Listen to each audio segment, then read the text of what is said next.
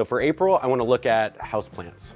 We're coming out of wintertime, it was cold, it's a little darker in our houses, and our houseplants might be a little lopsided. So that front side of that plant is probably nice and lush because it's getting most of that sunlight.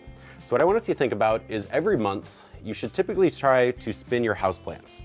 What this is gonna do, it's gonna keep your houseplants nice and even, so that way they're not lopsided, and over time, they're not gonna fall over on you.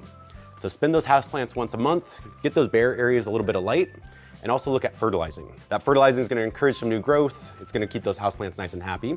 If you're also thinking about upsizing your houseplants because we're excited, the weather's warm, we need something to do, we want to get our hands dirty, I would look at using something called biochar. Biochar has been around forever. They used it in the Amazon, and it's not a new technology, it's something pretty simple. And what it is, it's a soft wood that they heat up and they burn, and then they stop it really fast. So it hasn't been burned all the way. Then they take it and they go ahead and take those big pieces of biochar and they break it up into smaller pieces. And biochar is great for the health of your soil and your plants because biochar actually will hold on to some nutrients and slowly let it go. With biochar also, there's a bunch of little air pockets in it. So over time, as the biochar breaks down, those roots are able to hold onto those air pockets. So that way they have a little extra boost of oxygen as that houseplant is sitting in your container at home. So for April, spin those houseplants, make sure you're fertilizing them, and maybe mix in a little biochar into your favorite potting soil. What I also like to look at is what type of fruit trees we should be planting. So for fruit trees, there's so many amazing types. There's lychees, there's peaches, apples, but one of my favorite fruit trees is called the red Baron peach, and that is what I have right here. This tree is just about done with blooming. What's great about a red Baron peach is that these blooms are a deep, dark red.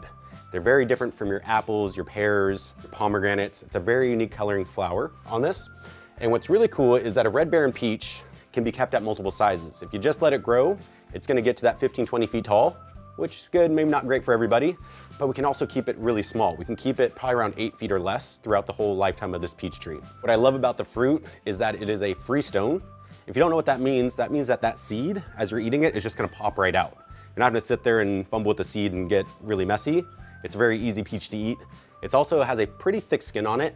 So as we look at this peach tree, all these flowers on this tree are going to become a peach.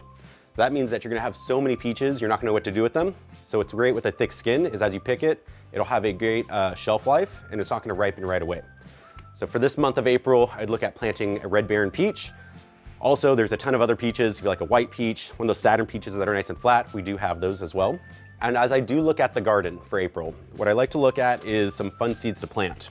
And I always kind of like to think ahead. So if I'm planting in April, I'm kind of looking at, hey, what kind of gifts do I want to give for maybe even Christmas time? But one thing I love to plant are pickling cucumbers. And this is from San Diego Seed Company. And this is called a national pickling cucumber. So not a great cucumber to eat. The skin is really thick, not a good flavor. But if you want to look at canning or even food preserving, these pickles are great. You can trellis them, you can let them grow on the ground. And when you plant them, make sure you only plant that seed twice the width and depth. So you're only planting these seeds about 1/4 inch.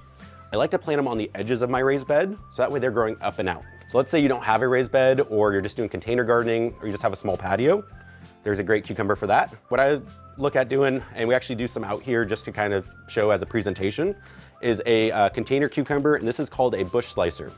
And you might see these in the stores, but these cucumbers only get about 5 to 6 inches long, about 1.5 inches wide.